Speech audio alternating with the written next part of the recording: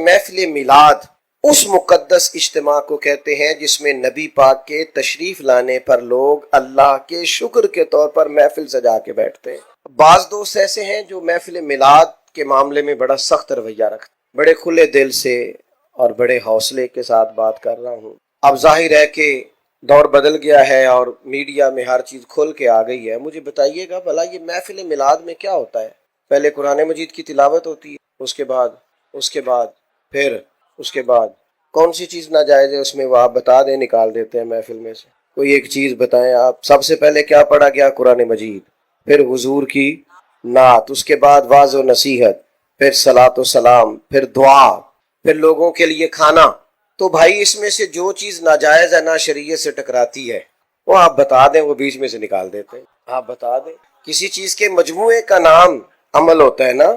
آپ نے نماز پڑھی تو ایک مجموعہ ہے کہ آپ کے کپڑے پاک ہونے چاہیے، جگہ پاک ہونی چاہیے، نماز کا وقت ہونا چاہیے، نیت ہونی چاہیے، سمت قبلہ کا تعین ہونا۔ یہ اس مجموعے کے ساتھ آپ مسجد میں حاضر ہوئے تو آپ کی نماز ہو گئی۔ تو کوئی بھی چیز کسی مجموعے کا نام ہے نا، تو محفل میلاد بھی مجموعہ ہے۔ قرآن مجید کی تلاوت، سرکار کی نعت پاک، واعظ و نصیحت، سلام و دعا اور ممکن حد تک لنگر۔ تو اس میں کیا ناجائز؟ تو بلا وجہ امت میں تفریق پیدا کرنا، بلا وجہ لوگوں کے ذہنوں کو منتشر کرنا اور بلا وجہ محاذ کھولے رکھنا سمجھ میں نہیں آتا۔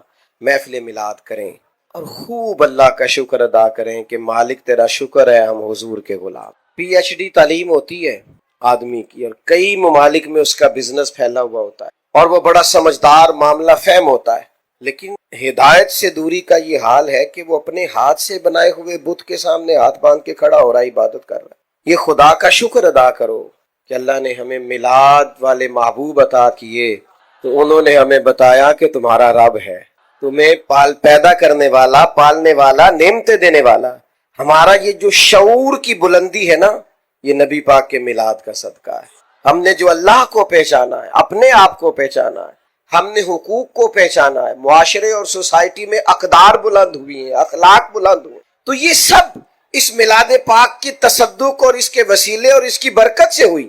تو ہمیں تو بہت زیادہ اظہار تشکر کرنا چاہیے، سمٹ جانی چاہیے ہماری طبیعتیں۔ حضرت انس بن مالک رضی اللہ تعالیٰ عنہ فرماتے ہیں کہ ایک شخص، ایک اعرابی، ایک صحابی حضور کی بارگاہ میں حاضر ہوئے اور عرض گزار ہوئے کہ یا رسول اللہ صلی اللہ علیہ وسلم قیامت کب آئے گی؟ تو کریم فرمانے لگے کہ آپ کی کیا تیاری ہے قیامت کے لیے؟ یہ بخاری میں موجود ہے۔ تو انہوں نے عرض کی یا رسول اللہ صلی اللہ علیہ وسلم، کوئی زیادہ نفلی روزے تو نہیں رکھ سکا، زیادہ نفلی نمازیں تو نہیں پڑھ سکا، پر اللہ اور اس کے رسول سے پیار بڑا کرتا۔ عرض کی یا رسول اللہ صلی اللہ علیہ وسلم، میں اللہ رسول سے پیار بڑا کرتا ہوں۔ تو ہر عبادت پر ثواب کا حضور بیان کرتے ہیں نا، تو یہ انہوں نے عرض کیا نا کہ میں اللہ رسول سے پیار بڑا کرتا ہوں، تو حضور نے اس کا بھی اجر بیان کیا۔ فرمایا سن پھر، تو جس سے تو پیار کرتا ہے نا، قیامت والے دن تو اسی کے ساتھ ہوگا۔ فرماتے ہیں وہ خوش ہو گئے، چلے گئے۔ اب حافظ منذری نے ترغیب و ترہیب میں لکھا ہے کہ حضرت انس بن مالک کہتے ہیں میں نے عرض کی بعد میں یا رسول اللہ، مجھے اللہ سے بھی بڑا پیار ہے، اللہ کے رسول سے بھی بڑا پیار ہے، حضرت صدیق اکبر سے بھی بڑا پیار ہے، حضرت فاروق اعظم سے بھی بڑا پیار ہے۔ تو حضور نے فرمایا کلیہ سب کے لیے ایک ہے، جو جس سے پیار کرے گا جنت میں اسی کے ساتھ ہوگا۔ اب ذرا حضرت، یہ تو بات یہاں تک تو حدیث پاک کی بات تھی، اب اس پر تبصرہ ہے حضرت انس بن مالک کا۔ 10 سال حضور علیہ السلام کے کاشانہ نور میں رہنے والے یہ سرکار کے غلام، یہ اس پر تبصرہ کرتے ہیں، اس روایت کے بعد اس پر گفتگو کرتے ہیں، اپنا ذوق اس پر بیان کرتے ہیں۔ فرماتے ہیں مجھے زندگی میں 3 بار بڑی خوشی ہوئی، ایک اس دن جس دن میں نے کلمہ پڑھا، اور ایک اس دن جس دن حضور مکہ مکرمہ سے مدینہ طیبہ تشریف لائے، اور ایک اس دن جس دن حضور نے فرمایا جو جس سے پیار کرے گا قیامت میں اسی کے ساتھ ہوگا۔ تو دوستو وہ تو کہتے ہیں سب سے زیادہ خوشی اس بات پر ہوئی کہ حضور تشریف لے آئے، لیکن ہمارے ہاں کچھ تو لوگ سرے سے وہ ہیں جو انکار ہی کر رہے ہیں، وہ مزاج ہی نہیں رکھتے، وہ کہتے ہیں ادھر آنا ہی نہیں، اور جو خوشی کرتے ہیں تو وہ بھی زیادہ تر سٹیٹس بھی کر لیتے ہیں، پوسٹ پہ کر لیتے ہیں، وہ بھی زیادہ تر بیچارے لائیو ہو کے کر لیتے ہیں۔ اس خوشی میں روحانیت ہونی چاہیے، معنویت ہونی چاہیے، آپ کا دل لگے، آپ کی طبیعت جمے کہ واقعتاً یہ جو میں کر رہا ہوں یہ حضور کے تشریف لانے کی خوشی پہ کر رہا ہوں۔ اس کے لیے قلبی واردات کا ہونا ضروری ہے، روح کا حاضر ہونا ضروری ہے۔ ورنہ آپ کو پتہ ہے ہمارے جلسے میلے بن گئے، وہ ادب ہی نہیں رہا۔ آپ مجھ سے پیار کرتے ہیں، مجھ سے ناراض نہیں ہوں گے۔ ویسے ہماری اہل سنت کی محفل میں کوئی بندہ ننگے سر نہیں آتا تھا، سوال ہی نہیں پیدا ہوتا۔ لوگ باوضو ہوتے، چونکہ وہ سمجھتے تھے میں بہت بڑی برکت والی جگہ پہ جا رہا ہوں، خوشبو لگاتے، لباس بدلتے، سعادت مند ہو کے حاضر ہوتے۔ میں نے عرض کیا ہے کہ آپ ناراض نہیں ہوں گے، لیکن یہ کہ آہستہ آہستہ ہم نے جلسوں کا جو معیار بنا دیا ہے، اور بس وہ ایک نئے سٹیٹس کے لیے ایک نئی ریل ہمیں مل گئی ہے۔ یہ دینی محفلوں کا یہ مزاج نہیں تھا۔ میں تو بہت ساری جگہوں پہ نہیں جاتا، معذرت کرتا ہوں، اس لیے کہ مجھے ایسے محسوس ہوتا ہے کہ وہ جو خاص روحانیت اور خاص اس کے اندر نورانیت اور جذبات اور روح ہونی چاہیے، وہ کہیں ہماری چلی گئی ہے۔ اور پھر ریٹ لگنے لگ گئے ہیں، 40,000 کی تقریر اور 20,000 کی نعت اور 25,000 کی تلاوت۔ مجھے بتاؤ، جس کو پتا ہو کہ ہم نے 40,000 دے کے بندہ بلایا ہوا ہے تو اس کی بات اثر کرے گی؟ وہ کہے گا تو پیسے لے نیا گل کرن دے، کیا مثلا اس میں کیا اثر رہ جائے؟ اور ویسے بھی یعنی کوئی ریٹ ہے صحیح اس کا؟ تم حضور کے غلام ہو اور تمہارا ریٹ ہو سکتا صحیح ہے؟ نبی پاک کے غلام تو ان کی تو قیمت لگ ہی نہیں سکتی۔ حضرت عبداللہ بن حذافہ کو گرفتار کر لیا نا رومیوں نے، تو روم کا بادشاہ کہنے لگا کہ جتنی دولت آپ کہتے ہیں میں آپ کو دیتا ہوں، آپ بہادر آدمی ہیں، ہم آپ کو مارنا نہیں چاہتے، جتنی دولت آپ کہتے ہیں تو آپ ہمارے دین میں آ جائیں۔ تو حضرت عبداللہ ابن حذافہ کہنے لگے تو بیوقوف لگتا ہے مجھے جو مجھے آفر دے رہا ہے، حالانکہ کپڑے کئی جگہوں پہ پیوند لگے ہوئے۔ کیا مطلب؟ فرمانے لگے میں میدان میں جہاد کرنے آیا ہوں، تو پیسوں کی بات کر رہا ہے، مجھے پیسے نہیں چاہیے، میں تو شہادت ڈھونڈتا پھرتا ہوں۔ کوئی نہیں سمجھ آئیے آپ کو؟ او جو اس کے نام پر مرنے کو جگہ تلاش کرتے ہوں کہ کہیں ان کے نام پر شہادت مل جائے، وہ پیسوں کا مطلب، یہ تو بڑی سطحی سی بات۔ یہ جس پیار سے آپ لوگ اس گرمی کے موسم میں آئے ہیں، اور جس طرح سے بچے، جوان، اور پھر سب سے مزے کی بات یہ کہ جوان لوگ زیادہ، تو اس والہانہ پر میں دوپہر میں آپ میری بات سننے آئے ہیں، تو پھر میں بڑا ہی چھوٹا آدمی نہیں کہ اتنی محبتوں کے باوجود کہوں کہ مجھے ملے گا کیا، اتنے پیار کے باوجود کہوں کہ مجھے مثلا آپ نے دینا کیا ہے۔ او بھائی، یہ اس طرح کے پیار دنیا میں نہیں ملتے، اس طرح کے شوق نہیں ملتے، اور یہ کروڑوں اربوں لگا کے بھی نہیں اکٹھے کیے جا سکتے۔ یہ جو پیار ہے یہ سرکار کے صدقے ہی ملا کرتا۔ یہ حضور کے غلاموں، میں کبھی کبھی کہتا ہوں ناز سے اور عاجزی سے اور اللہ سے ڈر کے کہ خدا جانے بلندی ہے کہ پستی، پر جہاں میں ہوں وہاں کوئی نہیں ہے، جہاں میں ہوں وہاں میں اپنی حیاتی تو قربان تھی وہاں، ویکھو ساری محمد محمد پکیندے گزر گئی، محمد محمد پکیندے گزر گئی۔ ماشاءاللہ آپ سے عرض کرتا ہوں کہ ماشاءاللہ ماشاءاللہ عرض یہ کرتا ہوں آپ کی خدمت میں کہ میرے عزیزوں، ہمارے کرنے کا کام یہ ہے کہ ہم نا یہ اس سے نکلیں۔ حضرت عبداللہ ابن حذافہ فرمانے لگے یار تو عجیب آدمی ہے، میرا ریٹ لگا رہا ہے اور میں شہادت کے لیے نکلا ہوا ہوں۔ تو وہ کہنے لگا چلیں آپ کی بہت بڑا میری سلطنت میں عہدہ لے لیں۔ تو آپ فرمانے لگے صحابی رسول ہونے سے بڑا بھی کوئی عہدہ ہے؟ صحابہ وہ صحابہ تھے جن کی ہر صبح عید ہوتی تھی، خدا کا قرب حاصل تھا، نبی کی دید ہوتی تھی۔ تو وہ کہنے لگا معاذ اللہ ثم معاذ اللہ، رات کو اس کے کمرے میں کوئی جوان لڑکی بھیجو۔ سنو میلاد پہ آنے والے جوانوں، ساری رات لڑکی بیٹھی رہی اور آپ نفل پڑھتے رہے، تو وہ جو گمراہ کرنے آئی تھی وہ سویرے کلمہ پڑھ گئی۔ اب میری نگاہوں میں جچتا نہیں کوئی، کیونکہ جیسی میری سرکار ہے ایسا نہیں کوئی۔ یہ دنیا کا حسن ہمیں کہاں لبھا سکے گا جن کی نظریں گنبد خضرا پہ رہتی ہوں یا جلوہ ودعا پہ رہتی ہوں۔ تو میلاد کی بزم کو نورانی بنائیں، روحانی بنائیں، معنویت والی بنائیں، آ کے مزہ آئے، بیٹھ کے مزہ آئے، اٹھ کے جائیں تو کئی دن لطف رہے کہ حضور کے میلاد پاک میں آئیں، اس میں سرور ہو، اس میں درد ہو، اس میں کیف ہو۔ یہ جو انداز ہے نا، وہ ہمارے ہاں میلاد کی محفل میں بھی کسی امیر آدمی کو لوگ صدر بنا لیتے ہیں، وہ کرمالا ٹوپی بھی داری لے کے آتا ہے کسی کو، دہیں ذرا میں مسیتے جانا ہے۔ اور جس بابا جی کو 35 سال ہو گئے ہیں نا فجر کی اذان دیتے، ان کی صدارت کراؤ محفل میلاد۔ جس کو 30 سال ہو گئے مسجد میں جھاڑو دیتا اس کی صدارت کراؤ۔ اور جس امام مسجد نے آپ کی 3 نسلوں کو قرآن مجید پڑھایا ہے، نماز پڑھایا، اس کی صدارت کراؤ۔ ایتھے بھی تسی تگڑے نہیں بھالے ہیں محفلاں تے، اور نعت کا بھی ہمارا بڑا سیاںا ہوتا ہے، بڑا سمجھدار، انہوں پتہ ہے نوٹ کی دی جیب وچ نے، وہ پھر وہ نام پتہ کردا ہے، پھر کہندا ہے حاجی صاحب شیر تہاڈی نظر ہے۔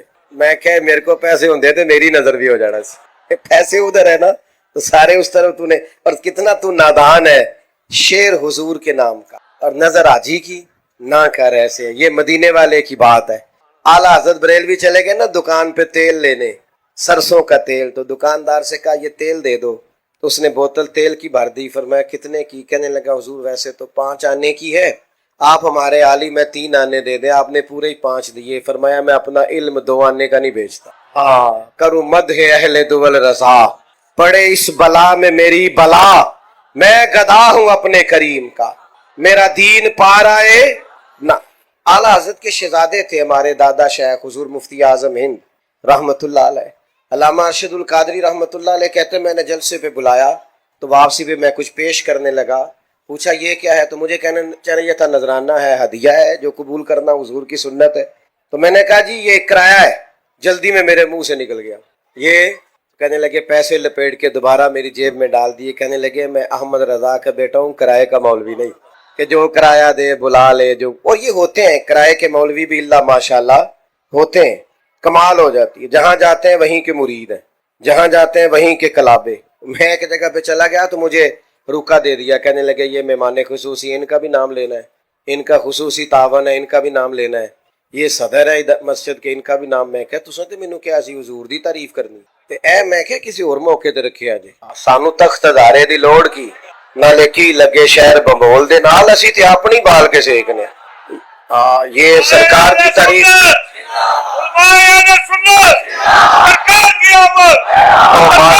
माशा अल्लाह आपको जज़ा दे।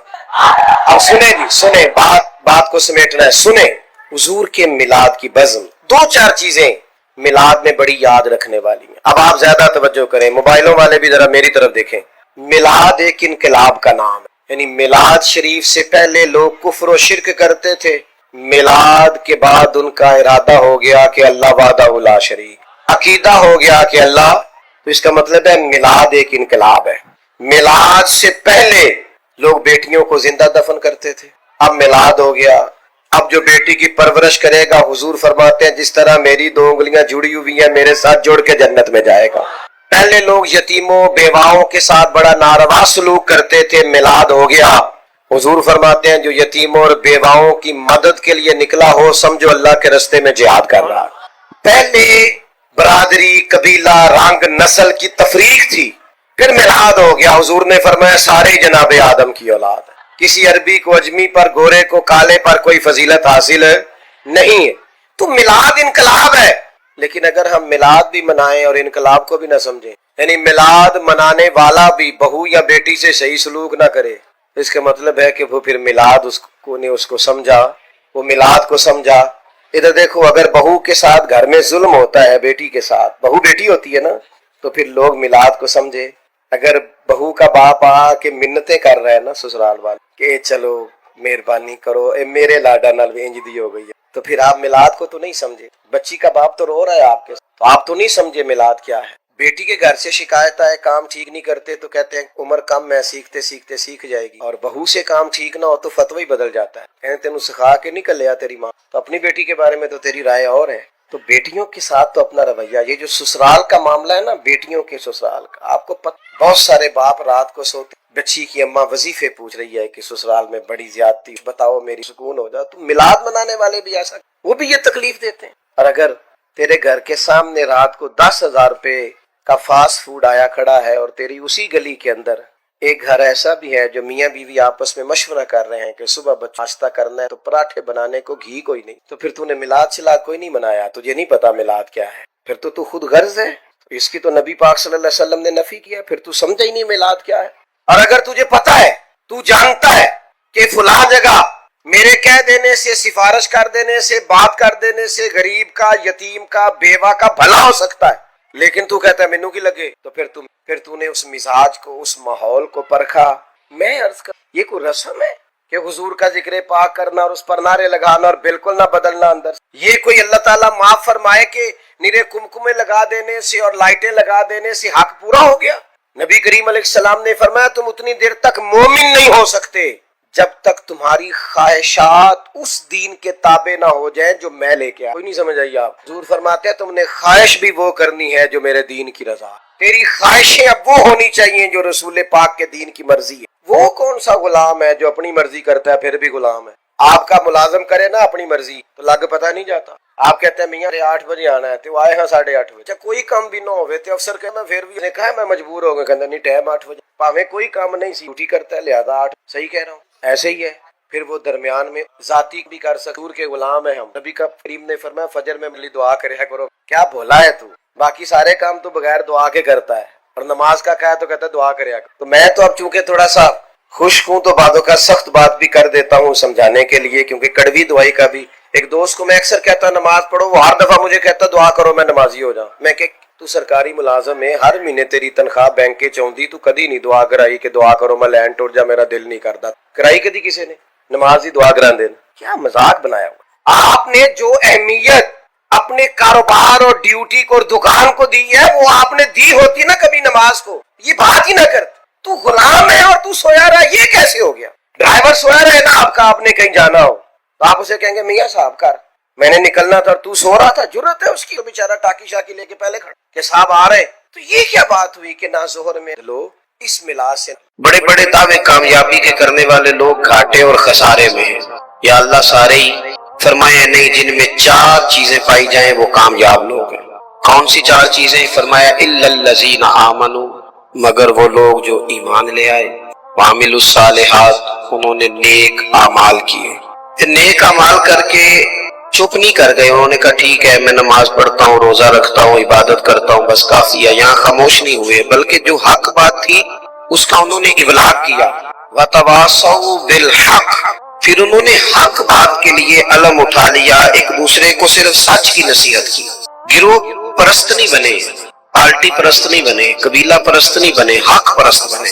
وَتَوَاصَوْا بِالْحَقِّ، حق دیکھا تو اس کی سپورٹ کی، باطل نظر آیا تو مذمت کی، ایمان لائے، اعمال صالحہ اختیار کیے، سچی بات کی، حق کا ساتھ دیا۔ پھر اس رستے میں مشکلات آتی ہیں، جب آپ تیز دوڑتے ہیں تو ہوا بھی سامنے سے تیز پڑتی ہے، جب آپ بڑے ہوتے ہیں تو ذمہ داریاں بھی بڑی ہوتی ہیں، پھر آپ کو آزمائشیں آتی ہیں۔ فرمایا وَتَوَاصَوْا بِالصَّبْرِ، پھر انہوں نے ایک دوسرے کو صبر کی نصیحت بھی کی، ایمان، اعمال صالحہ، احقاق حق، اعلاء کلمت الحق، اور پھر اس رستے میں اگر کوئی تکلیف آئے تو اس پر صبر۔ 4 چیزیں زندگی میں اختیار کریں۔ سب سے پہلے تو جو تقاضے ہیں ایمان کے، ان کو اچھی طرح سمجھیں۔ ہم اللہ کے ماننے والے ہیں، ہم نے ڈرنا بھی صرف اللہ سے، ہم نے کسی سیاست کر کے، کوئی تدبیر کر کے، کوئی چالاکی کر کے آگے نہیں جانا، اللہ کی ذات پر بھروسہ رکھنا ہے۔ کچھ دیر سے کامیابی ہو جائے گی لیکن کوئی چور رستہ نہیں اختیار کرنا، یہ امت کے لیے سبق ہے کتاب و سنت کا۔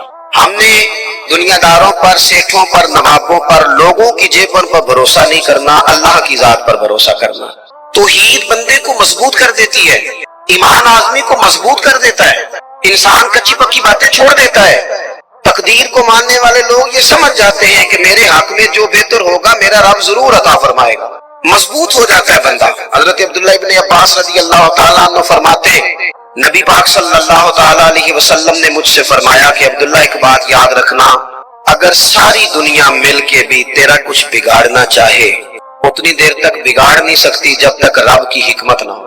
اس سے مراد دنیا دار لوگ ہیں، مالدار، سیاستدان، وڈیرے، طاقتور، سارے مل کے بھی تیرا کچھ بگاڑنا چاہیں تو رب کی مشیت نہ ہو تو بگاڑ سکتے۔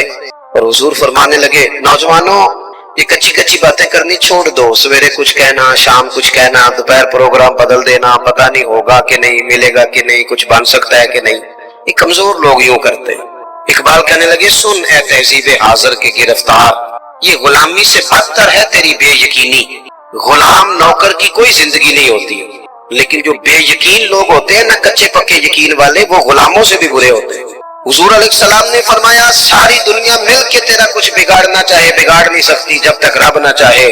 اور میرے کریم فرمانے لگے سارے مل کے بھی تیرا کچھ سنوارنا چاہے تو سنوار نہیں سکتے جب تک رب کے فضل کا تقاضا نہ ہو۔ ایمان کی مضبوطی، یقین کامل، اس حسن کو اپنی زندگی میں پیدا کریں۔